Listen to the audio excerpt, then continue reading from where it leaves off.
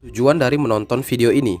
Setelah menonton video ini, kalian diharapkan akan bisa memahami konsep bentuk akar, lalu memahami cara menyederhanakan bentuk akar, dan terakhir nanti kita akan mencoba menyelesaikan soal yang berkaitan dengan penerapan konsep bentuk akar dan cara menyederhanakannya. Oke ya, langsung aja kita mulai dari yang pertama, yaitu memahami konsep bentuk akar. Oke, sebelum masuk perpangkatan ya, karena ada hubungannya antara perpangkatan dan bentuk akar. Oke, sekarang perhatikan bentuk perpangkatan berikut. Di sini ada 8 pangkat 2. 8 pangkat 2 itu kan artinya sama dengan 8 kali 8. Hasilnya adalah 64, ya kan? Lalu 8 pangkat 0. Ingat ya, apapun yang dipangkatin 0 hasilnya adalah 1. Gitu ya, masih ingat kan? Lalu 8 pangkat min 2. Kalau ada pangkat min berarti jadi 1 per gitu ya. So ini bisa diubah jadi 1 per 8 pangkat 2. Nah kita udah tahu 8 pangkat 2 nilainya 64. Berarti ini sama dengan 1 per 64. Kayak gitu ya. Nah kalau kalian udah paham ini, bagaimana dengan 8 pangkat setengah? Nah loh, di video-video sebelumnya Pak Benny belum pernah bahas kan. Yang kita udah bahas itu baru pangkat positif, pangkat 0, sama pangkat negatif. Kalau pangkat pecahan jadinya bentuk akar nanti. Jadi gitu ya. Bentuk akar itu ya bentuk pangkat yang pecahan. Nah kalau misalkan ada 8 pangkat setengah, itu nanti penulisannya kayak gini. Kita tulis dulu bentuk akarnya. Simbolnya tuh kurang lebih seperti ini. Kayak gitu ya. Nah kita tuliskan basisnya. Basisnya kan 8. Berarti tuliskan basisnya di dalam bentuk akar ini. Jadi gini. Nah pembilangnya ini kan pangkatnya 1. Jadi pangkat si basis tadi. Jadi di sini pangkat 1. Penyebutnya jadi akarnya. Gitu. Karena penyebutnya 2 berarti ini akar pangkat 2 dari 8 pangkat 1. Kayak gitu. Oke. Nah biasanya dalam bentuk akar pangkat 1 itu kan kita nggak tulis. Jadi nanti ini jadi 8 aja diakarin. Nah akar kuadrat atau akar pangkat 2 ini juga biasanya nggak ditulis. Jadi cukup akar 8 kayak gini aja. Oke ya, jadi 8 pangkat setengah sama dengan akar 8. Kalau misal nanti ada angka lain misal ya, misalnya 4 pangkat 2 per 3. Berarti ini sama dengan tulis akar dulu. Terus basisnya 4, pembilangnya kan 2, berarti nanti 4 pangkat 2. Nah akarnya ya penyebutnya berarti ini akar pangkat 3 gitu. Kalau ini biarin aja kayak gini karena udah benar ya. Atau kalau misalnya satu lagi deh, ada 5 pangkat 1 per 3. Berarti ini sama dengan bikin akar, lalu basisnya 5, pangkatnya 1, berarti nggak usah ditulis ya, biarin aja 5. Karena penyebutnya 3, berarti ini akar pangkat 3 dari 5. Kayak gitu cara bacanya. Bisa dipahami kan?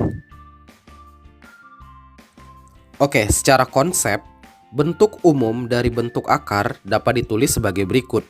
Kalau ada A pangkat N sama dengan B, maka akar pangkat N dari B itu nilainya sama dengan A.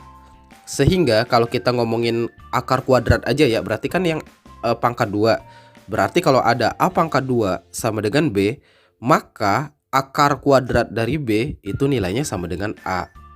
Gimana, lumayan ya? Jadi ini bahasa matematikanya kayak gini. Tapi simpelnya lihat tuh kayak yang dibilang sama Dedek di bawah. Katanya akar itu intinya lawan dari pangkat. Sama kayak misalnya pengurangan lawan dari penjumlahan, pembagian lawan dari perkalian. Itu aja sih simpelnya. Jadi kalau misalnya Pak Benny contohkan, kalau misalkan ada 3 dipangkatin 2, hasilnya kan 9. Berarti 9 kalau diakarin hasilnya adalah 3. Intinya sih gitu aja. Jadi akar itu lawan dari pangkat atau kebalikan dari pangkat. Gampang kan? Oke, supaya kalian lebih paham tentang konsep bentuk akar, Pak Benny kasih contoh satu soal lagi ya. Tentukan nilai dari bentuk akar berikut. Di sini ada akar 64. Seperti di slide sebelumnya, Pak Benny sudah bilang kalau misalkan enggak ditulis, berarti ini artinya akar pangkat 2 atau akar kuadrat, gitu ya. Berarti soal ini yang ditanya adalah bilangan berapa yang kalau dipangkatin 2 hasilnya 64. Jawabannya ya 8 dong ya kan. Kenapa? Karena 8 pangkat 2 hasilnya adalah 64 gitu. Bisa dipahami kan? Tapi ada yang bilang, Pak, kan minus 8 pangkat 2 juga 64. Bener sih, coba ya. Minus 8 kali minus 8 hasilnya 64. Tapi kenapa minus 8 bukan jawabannya? Nah ini nih, perhatikan kotak biru yang Pak Beni buat nih. Ingat, hasil dari akar kuadrat suatu bilangan adalah bilangan positif gitu. Jadi kalau ada suatu angka terus dikasih akar, jawabannya yang kita ambil yang positifnya aja. Itu udah ketentuan matematika di seluruh dunia kayak gitu. Oke ya. Jadi kalau ada bilangan diakarin, yang kita ambil yang positifnya aja. Gampang kan? Nah, kalau kalian mau lebih paham lagi tentang mencari nilai akar ini, Pak Beni sudah pernah membuat videonya. Silahkan klik link di pojok kanan atas itu. Muncul kan? Oke, di situ cara-caranya ya. Oke, lanjut. Sekarang kita pindah ke sebelah kanan. Ada akar minus 64. Nah, kalau ada akar minus atau akar bilangan negatif, ini nggak usah dihitung. Jawabannya udah pasti tidak terdefinisi. Kalau kalian masukin ke kalkulator pun, ini hasilnya pasti error. Kenapa? Karena logikanya nggak ada bilangan kalau dipangkatin 2 hasilnya bilangan negatif. Contoh ya, sembarang aja. Misalnya 2 kali 2, nanti hasilnya 4, positif kan? Atau bahkan kalau kita ambil yang negatif nih, minus 2 kali minus 2, hasilnya pasti positif juga kan? Jadi nggak mungkin ada bilangan negatif di dalam akar kuadrat. Kayak gitu, bisa dipahami ya. Jadi kalau kalian ketemu akar negatif, pasti nggak ada jawabannya, nggak usah dihitung. Contoh, akar minus 100, ya jawabannya error juga atau tidak terdefinisi. Atau akar minus 50, sama aja ya, jadi nggak ada jawabannya. Pokoknya kalau ada akar negatif, nggak ada jawabannya. Kecuali kalau kalian nanti sudah belajar di level yang lebih tinggi, setelah belajar bilangan imajiner, ini baru ada jawabannya. Gitu aja ya, bisa dipahami kan? Oke, kita lanjutkan ke menyederhanakan bentuk akar. Jadi yang dimaksud dengan menyederhanakan bentuk akar itu, kita membuat bilangan yang di dalam akar itu menjadi sekecil mungkin. Kita ubah menjadi sekecil mungkin, kayak gitu ya. Terus kenapa nggak langsung dicari nilainya aja? Karena gini, nggak semua bilangan itu bisa dengan mudah dicari nilai akarnya. Contoh yang mudah nih ya, misalnya akar 100. Gampang kan? Karena jawabannya pasti 10. Kenapa 10? Karena 10 pangkat 2, 100. Contoh yang gampang lagi misalnya akar 4. Gampang, jauhnya pasti 2. Karena 2 pangkat 2, 4. Ya kan? Nah kalau akar 32, berapa? Nggak ada kan bilangan bulat. Kalau dipangkatin 2, hasilnya 32. Yang paling dekat itu 36. Itu pun 6 pangkat 2, hasilnya 36. Udah kelewatan kan? Berarti 32 ini nggak ada bilangan bulatnya.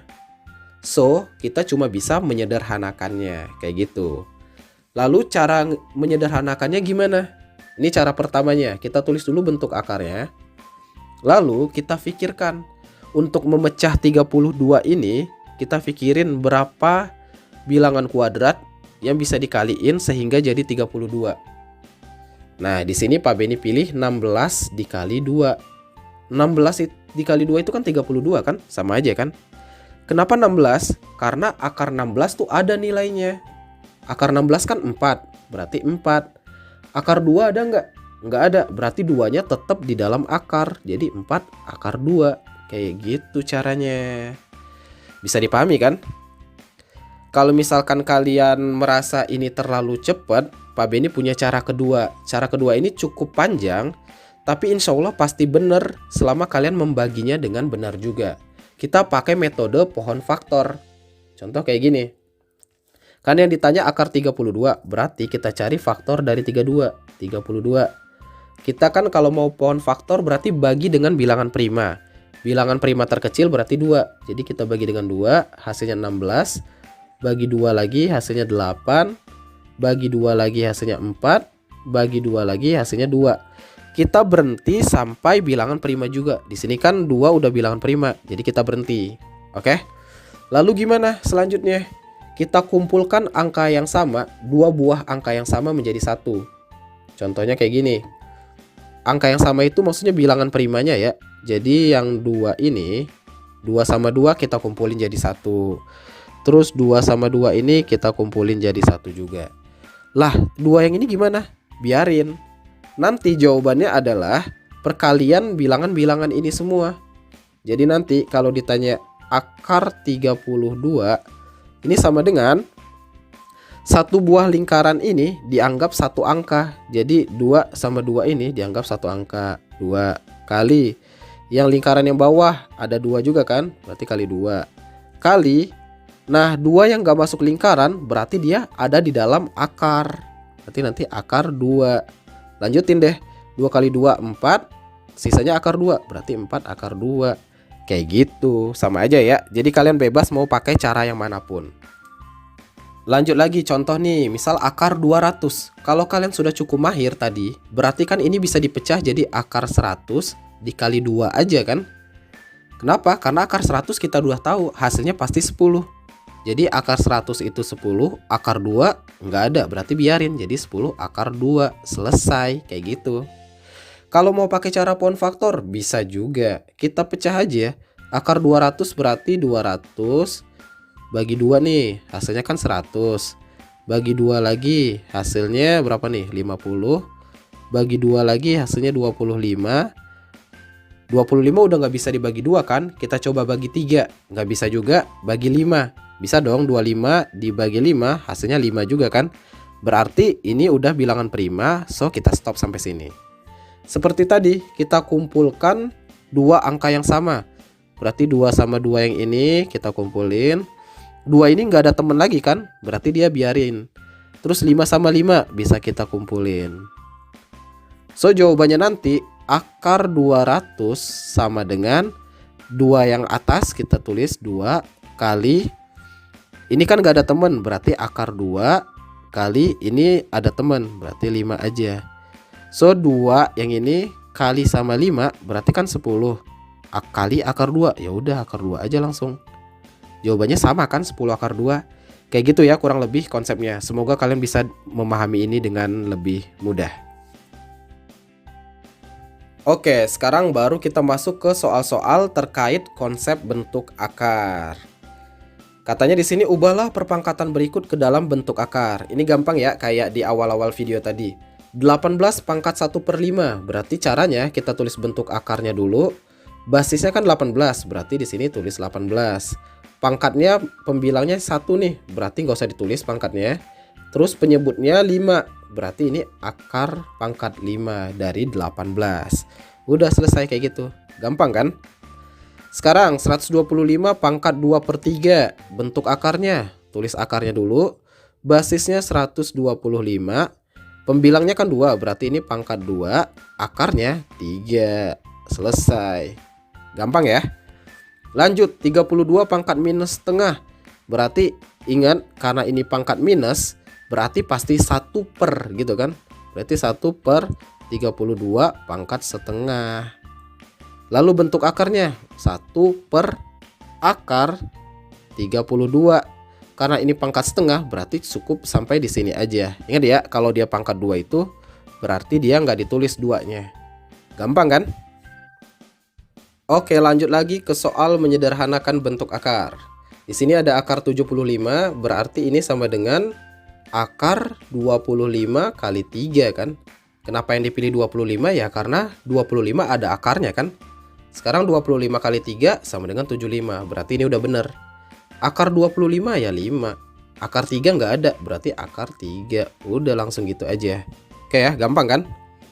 Lanjut akar 500 kita pecah jadi akar 100 kali 5 boleh kan? 100 kali 5 kan 500. Nah akar 100 10 kan? Berarti ini 10 akar 5. Kayak gitu. Gampang kan? Lanjut akar 5000. Nah ini hati-hati. Akar 5000 kita pecah aja pelan-pelan. 5000 itu kan sama dengan 100 kali 50. Ya kan? Lalu kita pecah lagi nih 50-nya. 100 sudah pasti ada akarnya kan? 50 itu kan sama dengan 25 kali 2 kan? Ya kan? Lanjut lagi akar 100 itu 10 kali akar 25 ya 5 kan? Terus akar 2 ya biarin aja nanti akar 2. 10 kali 5 50 akar 2 kayak gitu. Gampang kan?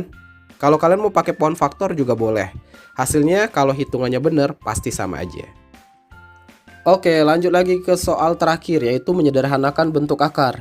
Yang ini soalnya agak lebih sulit sedikit daripada soal di slide sebelumnya. Oke, langsung aja. Akar 216. Ayo coba pikir, ini sama dengan berapa kali berapa? 216 itu kan sama dengan 36 dikali 6 kan? Oke, lanjut lagi. Akar 36 itu 6. 6 nggak ada akarnya kan? Berarti tetap 6 akar 6. So, itu jawabannya. Lanjut ke sebelahnya, akar 112. Kalau misalkan kalian lama mikirin berapa kali berapanya, Pak Beni sarankan mending langsung di pohon faktorin. Ya, jadi biar bisa langsung kerja gitu. 112 dibagi 2, hasilnya adalah 56. 56 dibagi 2 lagi 28.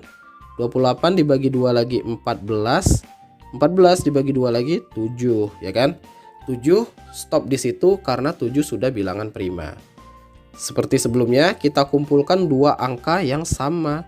Jadi 2 sama 2 kita kumpulkan. 2 sama 2 ini kita kumpulkan. 7 nggak ada teman, berarti dibiarkan. Jadi jawabannya nanti sama dengan yang dikumpulin itu jadi satu ya.